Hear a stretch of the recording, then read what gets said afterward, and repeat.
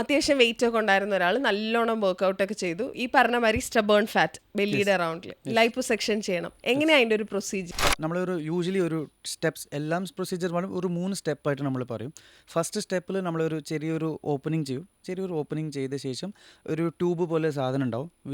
ആ ട്യൂബിൽ കുറച്ചൊരു കോക്ടെയിൽ ഓഫ് മിക്സ്ചേഴ്സ് പറഞ്ഞാൽ അതിലൊരു വേദന കുറയ്ക്കാനോ അല്ലെങ്കിൽ ബ്ലീഡിങ് കുറയ്ക്കാനോ ഒരു കോക്ടെയിൽ ഓഫ് മിക്സ്ചേഴ്സ് ഉണ്ടാവും. അത് നമ്മൾ ട്യൂമസെൻസ് എന്ന് പറയും.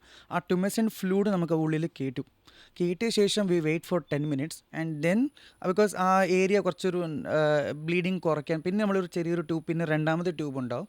And through that to we rebring that fat outside. ഇപ്പോൾ ഈ സക്ഷൻ ചെയ്യുന്ന ലൈപ്പോസക്ഷൻ പറഞ്ഞ ട്രീറ്റ്മെൻറ്റിൽ there are different technologies. Like I told ultrasonic liposuction പറഞ്ഞാൽ വി മെൽറ്റ് ദ ഫാറ്റ്.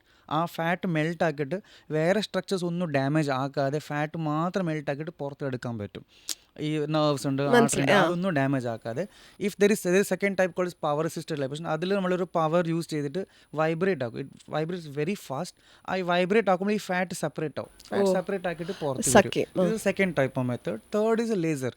ഈ ലേസർ വഴിയിൽ ലേസർ ടെക്നോളജി യൂസ് ചെയ്തിട്ട് ഫാറ്റ് സെപ്പറേറ്റ് ആക്കും. Then we bring it out. So second step is liposuction where we bring the fat outside. അത് കഴിഞ്ഞ ശേഷം പിന്നെ V assess the skin. അതിന് കുറച്ചൊരു സ്കിന്നിന് കുറച്ച് ടൈറ്റനിങ് വേണമെന്നുണ്ടെങ്കിൽ we use RF radio frequency technology പറഞ്ഞൊരു ടെക്നോളജി ഉണ്ടാവും. We tighten the skin because നമ്മൾ ഫാറ്റ് എടുത്താൽ മാത്രം മതിയാവില്ല, അപ്പോൾ തന്നെ ചെയ്യും. ബിക്കോസ് ഇല്ലെങ്കിൽ എന്തൊരു സ്കിന്ന് തൂങ്ങിണ്ടാവും.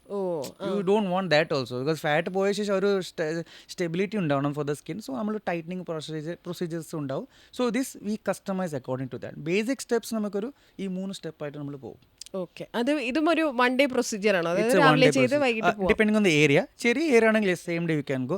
വയറ് പറഞ്ഞ it's a bigger area. So usually couple of days നമ്മൾ നിൽക്കാൻ പറയും. Because if it is a big area കുറേ ചെയ്തതുണ്ട് എന്ന് പറഞ്ഞാൽ usually when you do liposuction അല്ലേ, ദ സേഫ് ലൈപ്പോസക്ഷൻ പറഞ്ഞാൽ we calculate in the litres. നമ്മൾ ഈ ഫാറ്റ് വെള്ളമായിട്ട് പുറത്ത് വന്നതല്ലേ. So we calculate in litres. It should not cross 7 ലിറ്ററിന് കൂടുതൽ ഒരു സെഷനിൽ ചെയ്യാൻ പാടില്ല. If you do more than 7 litre ചെയ്യാൻ പറ്റും, 7 ലിറ്റർ കൂടുതൽ ചെയ്യാൻ പറ്റും, ബട്ട് റിസ്ക് കുറച്ച് കൂടുതലുണ്ടാവും. So usually safer is 5 to 7 litres ഒരു സെഷനിൽ നമ്മൾ എടുക്കാൻ നോക്കും. So based on that area calculation എത്ര ഫാറ്റ് നമ്മൾ എടുത്തു, എത്ര അതിന് അനുസരിച്ചിട്ട് നമ്മൾ ഡിസിഷൻസ് എടുക്കും. സോ ഇത് basically we do decision in the consultation. ഇത് നമ്മൾ മുമ്പേ എല്ലാം ഡിസൈഡ് ചെയ്യും. So how procedure.